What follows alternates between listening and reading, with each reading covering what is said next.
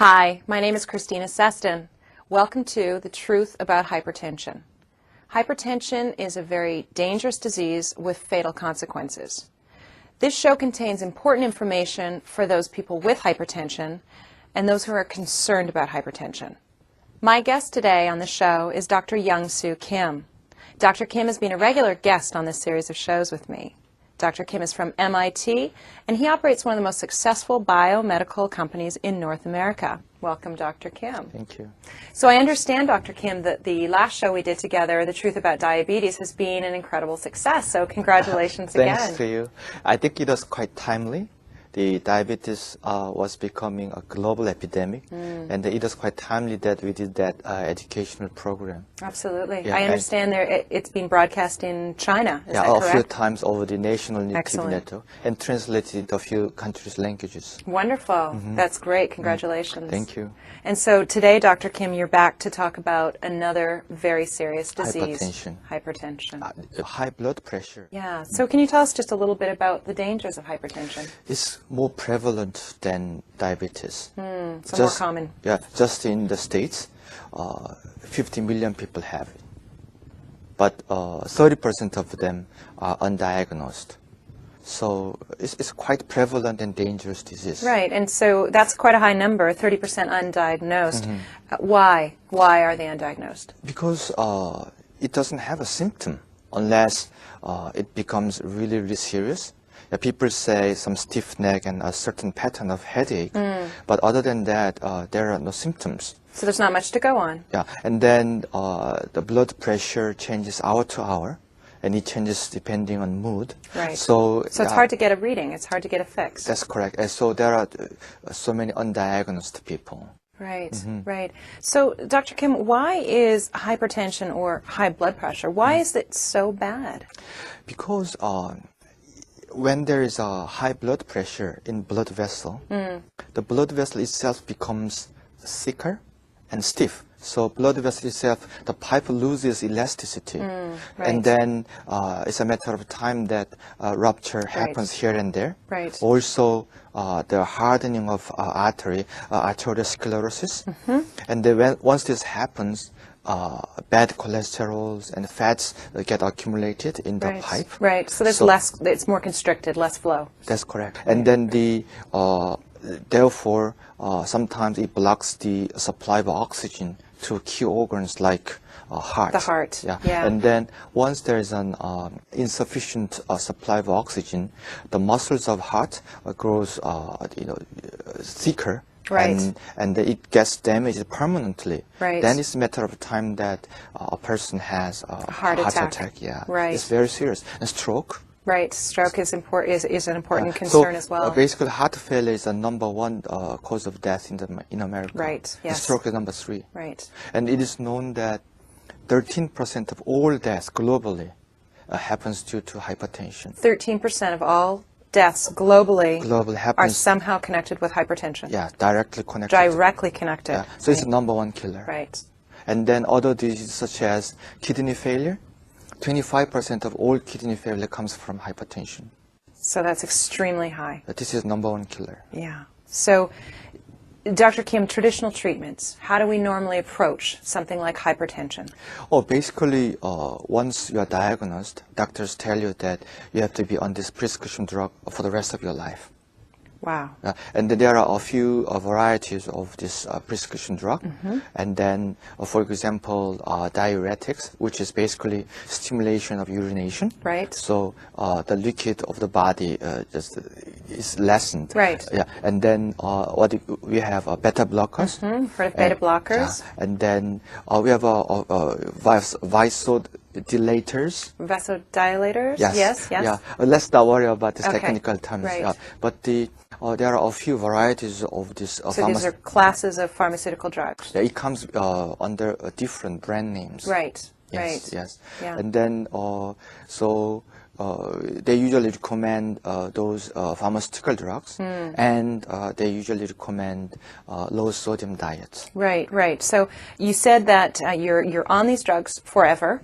That's what they recommend. That must be extremely frustrating to hear That's as a correct. patient who's diagnosed with That's hypertension. correct.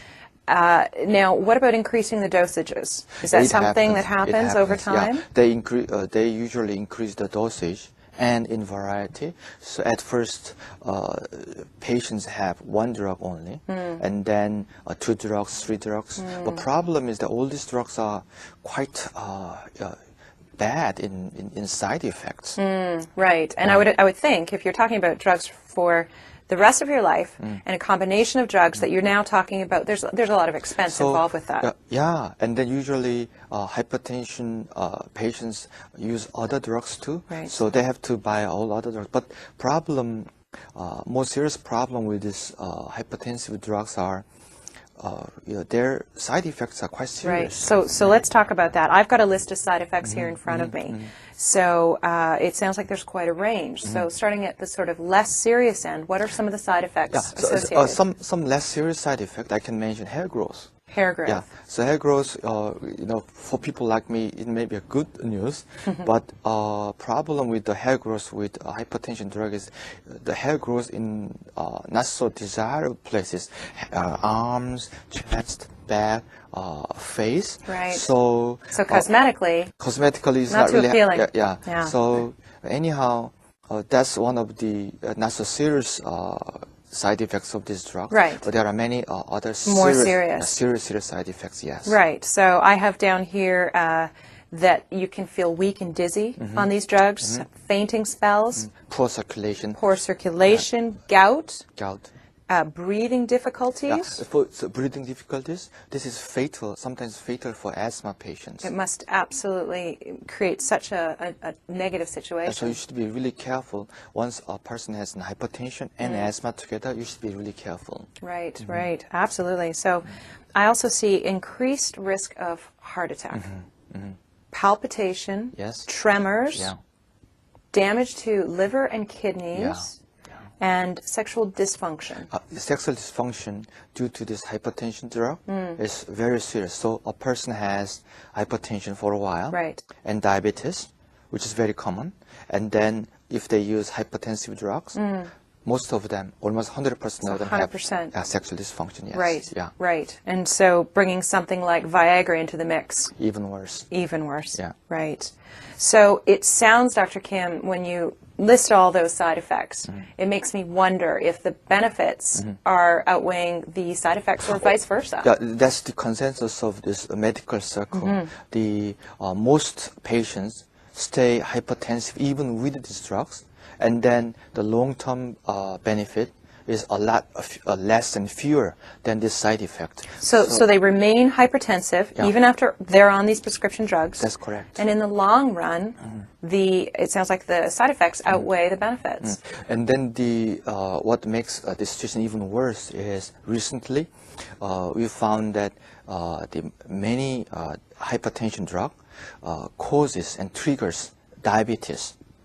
So these drugs actually are found to be the causes of diabetes. So some of these, you're telling me some of these prescription drugs are actually causing diabetes? Yes, and then or makes the diabetes treatment very difficult. Sounds like it absolutely creates chaos. Yeah, so of those classes of drugs we mentioned, especially diuretics and beta blockers, those two are very, very dangerous drugs for diabetes patients, or they cause diabetes. So they are very bad. Absolutely. And I've also heard that if you're taking other different types of medications for, say, arthritis, that taking hypertension medication can create some serious problems. Hypertension drugs are known to have many adverse interactions with the other drugs. Right. Yeah, and then it increases the toxicity of other drugs too. Right. Penicillin? Yeah. Penicillin and such antibiotics. Yeah. Exactly.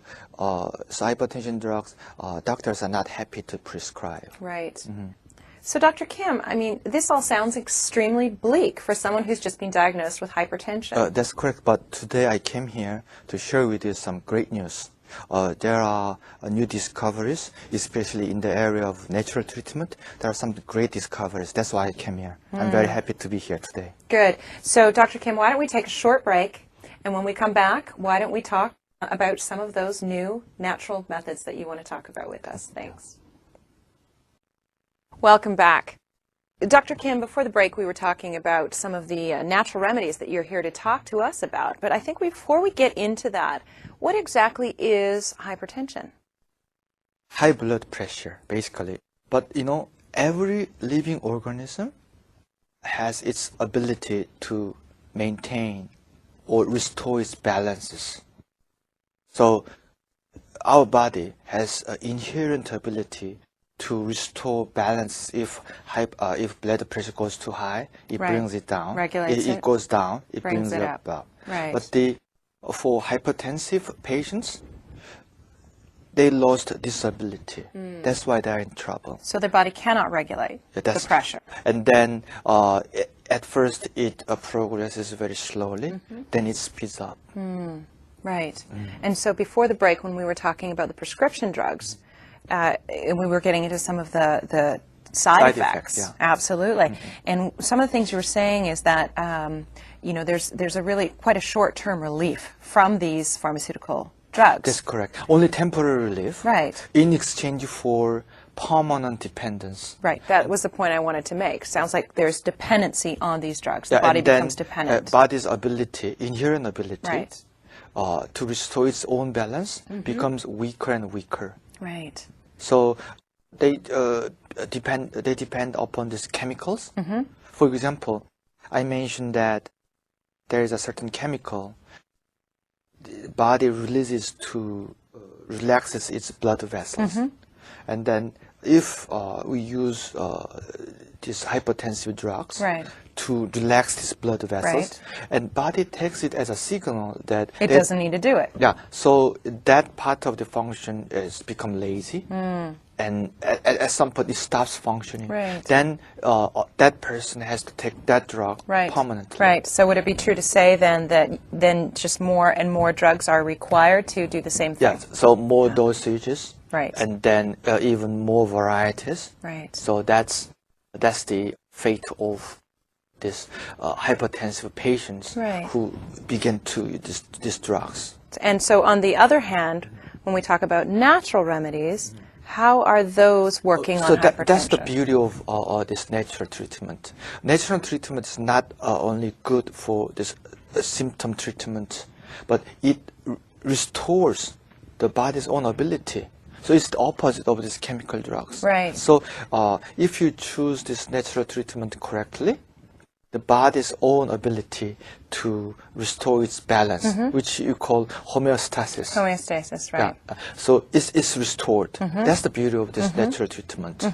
And it sounds too like, just on the topic of natural remedies, that it sounds like Western medicine is more open and accepting of this now. Before, up until 10 years ago, herbal medicine was treated like superstition. Right. But now, after lots of researches are done, now established medical circle also accept it. So let's talk about some of the natural remedies that you're here to share with us. Where do you want to start? Let me first share with you what is called LBM treatment. LBM treatment. Yeah, it used to be the Indian treatment, but it became very popular in Tibet. And then about 30 years ago, it was taken up by Chinese scientists. These days, Western scientists also joined the bandwagon. And then LBM treatment is herbal treatment. Right. Very safe. It is known to cleanse the blood vessel. So it helps the... So it cleans like cholesterol? Yeah, it is helpful for arteriosclerosis patients. Which is the hardening of arteries. Yeah, and then it is also known to stop the aging process too.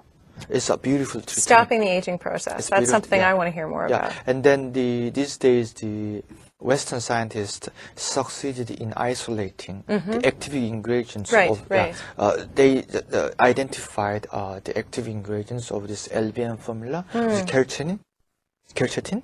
Right. Yeah, and then so they are starting the synthesizing these active ingredients chemically. So they're interested in it. Yeah, but I prefer the natural form rather than synthesized chemical form. Yeah. Right, that makes sense. And so what would be another method, natural method of treating hypertension? I'd like to mention P700 hypertension formula. P700. Yeah, and it was originally developed as a diabetes treatment by a Canadian university. But they found out that it not only reverses diabetes, but it also reverses hypertension. So it works with both diseases. Yeah, so they applied this knowledge to develop the hypertension formula per se. Right. So it's called P700 Right. hypertension formula. Right. That's also very safe, very effective, and then it's a very well-known formula. So how many people would be taking It is something like known that P700? 50,000 people. So that's quite high numbers. And that is well accepted by the experts by many countries. Wow, Yeah. that sounds really exciting. So are there any other natural formulas? DASH is what I'd like to mention. DASH. DASH. Diet approach to stop hypertension. Diet approach to stop hypertension. DASH. Right, It's so called. that's the It's acronym. very famous. It is invented by Dr. Morse, who is a very prominent scientist, and then by 4 other medical doctors. In the beginning, nobody really believed their claims because they all thought that this claims is outrageous. So what are the claims? Within 14 days, without drugs, people become normal. So 14 days, hypertension gone. Yeah, without drugs. How? Basically by means of taking more high fiber Right. and then more vegetables. It's So amazing. Is it substantiated? Yeah, it not only substantiated these days, even American Heart Association Which is a very credible organization. officially endorses this treatment. Wow. And then National Institute of Health, NIH, financially supports this study. So they believe in it. And then New England Journal of Medicine carries not only one article, but series of articles On this. on this treatment. So it became an established fact. So that sounds really positive. That's so. For hypertension, there are many news that brings us hope here. Absolutely. That sounds like it. And by the way, what are the causes of hypertension? There are many, not only one. Of course, genes play some role. And then ethnic variations play some role too. For example, Afro-American male have such a higher incidence than the rest of the population. Interesting. Yeah, but the Gender play a role at all? Yeah, the before menopause, women seldom have hypertension. Interesting. Yeah, but the after menopause, Post-menopause. yeah, they virtually become the same. Equal. Yeah. Right. And then most important factor is lifestyle, such as eating habit. Right. And Not enough vegetables, not enough fruit. and lack of exercise. Right. So our Western diet contributes. That's the Western lifestyle. It's interesting, Dr. Kim, as you describe those causes of hypertension, because it sounds an awful lot like diabetes. That's correct. Actually, these two diseases are so closely related. Some people say these two diseases come from the same root. So diabetes and hypertension are that Let me connected. give you a few statistics. Yeah, that would be great. 75% of diabetic patients have hypertension. Wow, that's high. Yeah. And then 70% of diabetic patients eventually die of coronary diseases such as stroke and Right. heart failure, which failure. are direct consequences of hypertension.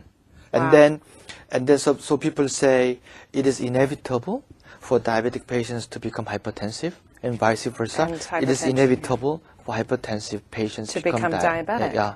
So these are two most deadly combination of diseases. Absolutely. And Dr. Kim, do you remember in the other section of the show where you were talking about the side effects of the prescription drugs?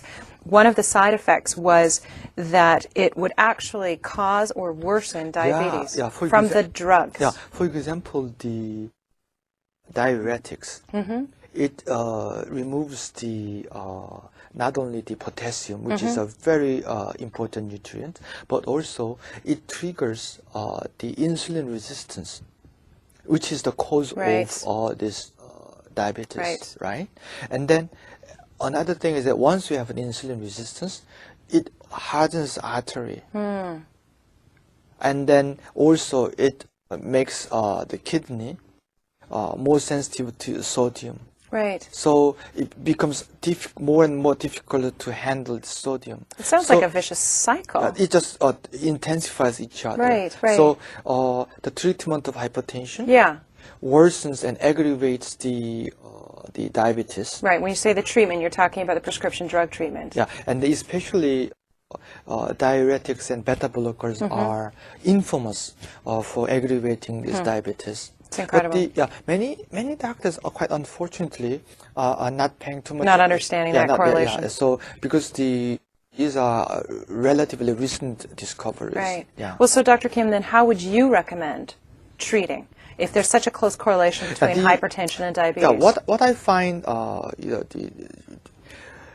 in Western medicine is that they tend to paying too much attention on symptoms only. Right, treat the symptoms. That's very common, isn't it? When people have hypertension, they tend to look at the symptoms of hypertension only, without looking at a deep relationship between hypertension and diabetes. Right. But in the Orient, the well-established tradition is they look at both hypertension and diabetes. So the treatment of diabetes takes precedence over the symptomatic treatment of hypertension. But they look at the symptoms too, but the main emphasis on the treatment is fundamental treatment of diabetes rather than symptomatic treatment of hypertension. So treat the diabetes, and in the process, your hypertension is going to be positively impacted as well. So it is a very well-known fact that if diabetes is under control, hypertension is under control too. So they are really closely correlated. They are very closely correlated. So Dr. Kim, before we go to a break, just want to check one more thing out with you. So sugar and its relationship to diabetes, salt and its relationship to hypertension. We have a lot of both of those in our North American diet. Can you comment on that? They are both white powders, right? Absolutely. Do you also know that in ice cream there's quite a bit of salt? No, I wouldn't think it. It's so actually, sweet. salt in ice cream makes ice cream sweeter because it prevents so-called crystallization of sugar. Right. But actually, you must have noticed that in fast food chains, they make hamburgers and French fries very salty to increase the craving of soft drinks.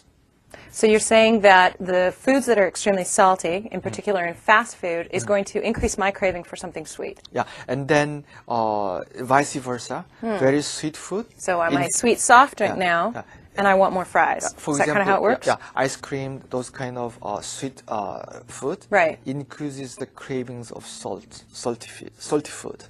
So they intensify each other.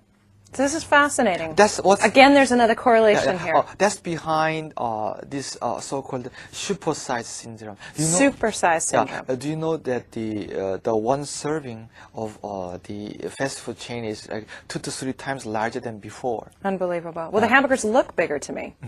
And then without this mutual intensifying of salty food and sweet food, you cannot eat that much. So by adding sugar and salt to the foods, we're eating more. So that's behind this overeating syndrome. And how does advertising factor into all of this? They spend billions of dollars of advertisement. For example, in North America, an ordinary child is exposed to 40,000 times of advertising. Basically, it says, eat more, eat more, eat more. That's incredible. And then before the age of 10 or 11, they cannot distinguish the program from advertising. So they don't even know they're being hit with an advertisement. They think of this as teachers saying, you should eat this. Unbelievable. So the rise in childhood obesity, childhood diabetes, all these sound like they're offshoots of what you're just describing. That's correct. So, and then that's why people begin to mention conspiracy. And then, so with the bombardment of salty food, sweet food, and supersizing, and they cause this hypertension, obesity, diabetes. And then they toss these patients to the pharmaceutical industry, and saying to them, you have to be on this drug forever. Some of them are even the same shareholders. So that's incredible. I mean, that's definitely something to ponder. So let's pause on that note, take a short break, and when we come back, let's look at some more information on these positive natural remedies for hypertension. Let's do that.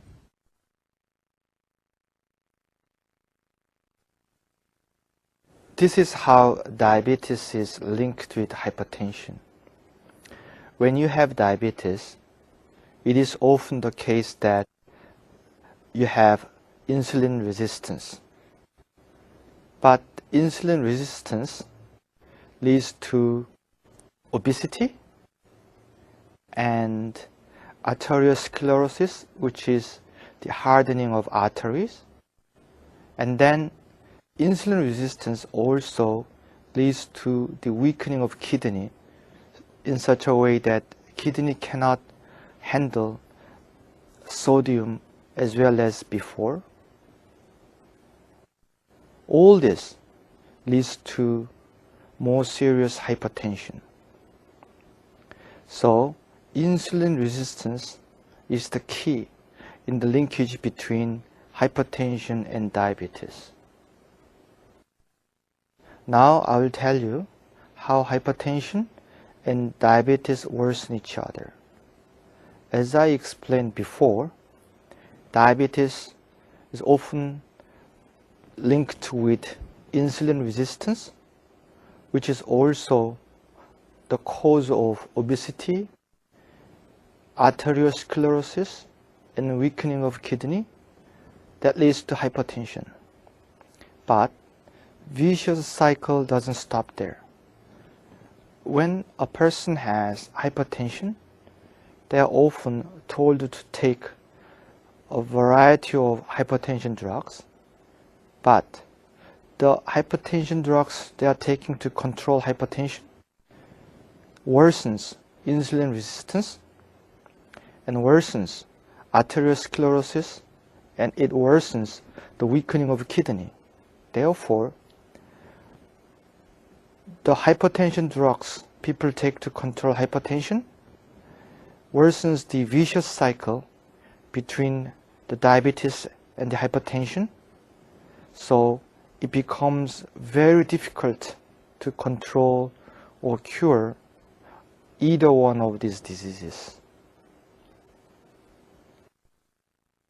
By now it becomes obvious that there is a linkage between diabetes and hypertension, and there exists a vicious cycle that worsens each other, but that's not the end of it.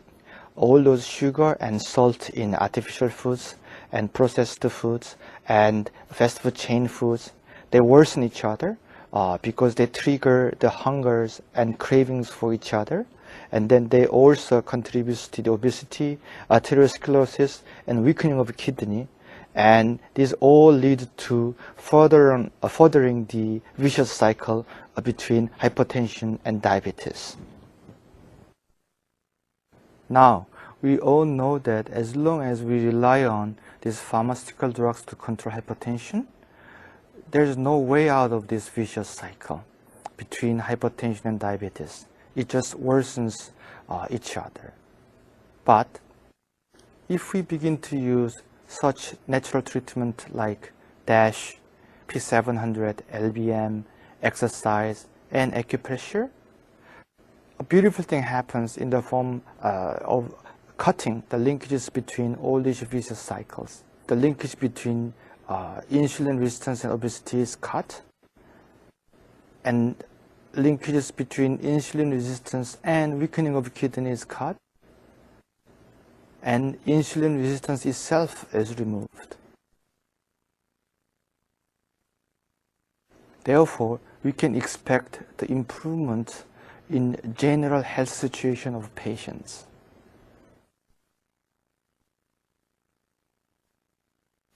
Welcome back. Dr. Kim, continuing on with the topic of salt, which we were talking about before the break, I've often heard people say that if you have high blood pressure or hypertension, that salt is bad for you. Can you comment on that? Here's a huge controversy between the two camps of scientists. People say, a group of people say, salt is bad for your hypertension if your hypertension is sodium sensitive. So what are they really saying? To me, it sounds like a circular logic. It doesn't sound like there's any news there. Yeah, so it's, salt is bad if salt is bad. Salt is bad, right? Okay. But the fact is, we need a certain amount of salt every day for our metabolism. Right, minimum requirement. And our immune system will be totally confused if we lack of salt. Right. So we have to take some salt. So it's wrong to expect that no sodium diet is possible. No, it is not possible. So it's not so much then about the salt as about... Oh, so these days there are more sensible positions regarding this debate. They say it is not about salt. It is the balance between potassium and sodium. So potassium and sodium that's, in your body, that's the balance. Yeah, so they say potassium, which is essential nutrient anyhow. Right. And then the potassium, if our body is supplied with enough potassium, the body can handle sodium quite well, actually. So if you're giving your body enough potassium, you can have a diet with some salt in it. And we just mentioned the linkages between hypertension and diabetes, right? Right. Potassium cuts that link too. So it's a powerful ally. Potassium is a very, very important nutrient. And potassium can be found in what type of foods? Bananas? Tomato and potato. Right. And grapefruit. Grapefruit, just to name a few. I'm sure there's lots. Very healthful foods. Right. Right. No matter whether you have diabetes or hypertension. Right. Those are good foods anyhow for your body. So important to know that. By the way, the chemical name of potassium is kalium. Kalium. And you must have heard the words like alkaline. Absolutely. So they are from the same word, kalium, alkaline. Interesting. So that's where that comes from. So the alkaline balance, acidic balance, they all relate to this potassium. Interesting. So it's all stemming potassium from the same thing. Potassium is a very important nutrient. Right. And you were saying before in the first section when we were talking about the side effects of prescription drugs, that in fact, when you're on these prescription drugs, that your blood pressure actually becomes sensitive to salt. That's correct. The one of the classes of the drugs we mentioned, diuretics in particular. Diuretics removes the potassium from the body. So actually, body becomes more sodium sensitive. Right. So you can't have as much salt because you don't have the potassium in your system. That it worsens hypertension, and you have to take more. It worsens, you have to take more. So vicious cycle sets in right there. Right. So Dr. Kim, you said earlier that we need salt in our diet. That's correct. Is there a good salt out there? I can say there's something called bamboo salt. Bamboo salt. It's very popular in the Orient. And then basically it's the salt from the sea, not from mine. Right. And then it is placed inside the bamboo, and then it is burnt at a very high temperature, 1000 degrees Celsius. So what is the impact of that? Then molecular structure of the salt changes. It used to be sodium chloride. Right. Now it becomes potassium chloride.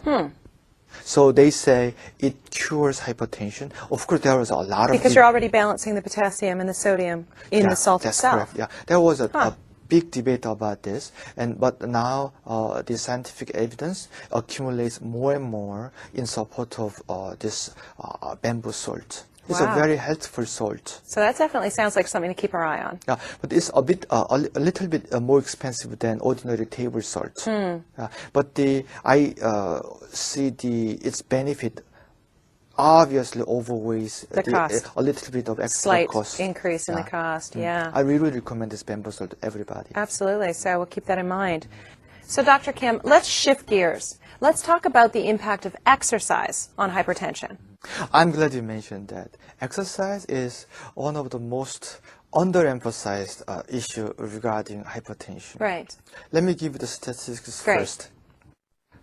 If a person walks 40 minutes every day, briskly, 30% of hypertensive patients become normal permanently. That's incredible.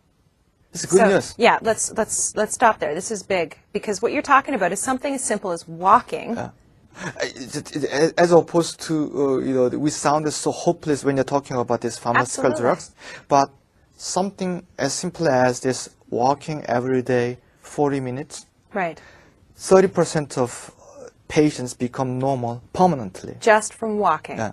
So this is not complicated. This is not hard to do. Yeah, of course, it takes some discipline. Sure. Yeah, but it's simple. Discipline versus pharmaceutical drugs for the rest of your life. I don't know. And the 40 that there's minutes a of walking comparison. is good for your health anyhow. Absolutely. Isn't it? That's incredible. Yeah. Everybody should do this. So exercise, it's simple. It's a simple solution. And what about, you mentioned something about acupressure in conjunction with exercise? We just mentioned, let me just say it again. Yeah. 40 minutes of everyday walking. This is not something to ignore. Okay. This is a big point. And if you combine this 40 minutes of walking with simple acupressure. And acupressure is? Gentle massaging of these acupuncture points. Right. There is a hollow points between the skull and neck. Right. And this is going to be on the website. Yeah, we'll give a detailed map where to give massage. And if you massage there on a regular basis, gently, 80% of people become normal within 6 weeks. Whoa. So 80% No of drugs. people with high blood pressure, if they're combining that 40 minutes of walking Yes. with acupressure and deep breathing. Deep breathing, meditation. Deep breathing helps with the stress. Everything. Stress really increases Okay, your so blood Dr. pressure. Kim, you're right? giving us an incredibly simple solution. Why don't people do this? Misconception, widespread misconception. And then people think that when you have a disease, you have to take drugs. For some diseases, that's true. But for hypertension, there are other things you can There's do. options, which That's actually correct. I think this is a really good point to bring this up at this moment, Dr. Kim, is just to remind viewers not to stop taking their prescription drugs.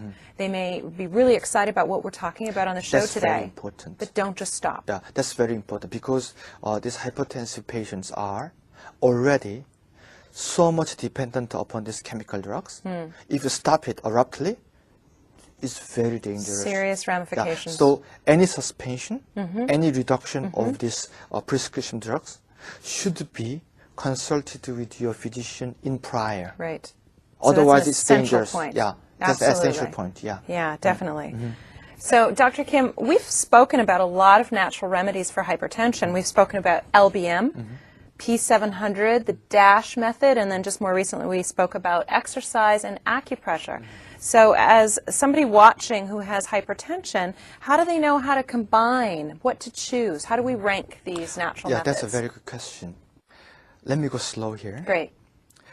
For the symptoms, for the control of hypertension symptoms, I recommend LBM treatment and acupressure. Right, so for symptomatic relief. Yeah, because the effects are faster, and you can experience the control of this high blood pressure symptom very quickly. Right. Yeah, this acupressure especially. Right. And the LBM also a very safe treatment for the symptoms of this high blood pressure. Yeah. But for fundamental, long-term treatment, if you want to expect the reversal of hypertension, I would recommend exercise and P700 hypertension formula. So that's more of the long-term, sustained So, normalizing, as you call it. So we are actually taking two-pronged approach. Right. One symptomatic approach, one long-term approach. Yeah. That makes sense. Yeah. For symptomatic approach, you take LBM and then acupressure. Right. For long-term approach, exercise and P700. Right, right. So that's the combination I would rather recommend. Yeah, it sounds like it. And it also sounds, Dr. Kim, like there are a lot of exciting developments in the treatment of hypertension from a natural perspective. We can be very hopeful here. It looks like there's a lot of new ones on the horizon as well. Yeah. And so we should mention again the website, which will be shown on the screen. And so if you have any questions or want to know more information about anything we've spoken about on the show, just simply access the website. In the meantime, I think it's really important to remind people that don't despair. We're not without hope if we have hypertension. We can be hopeful. Yeah.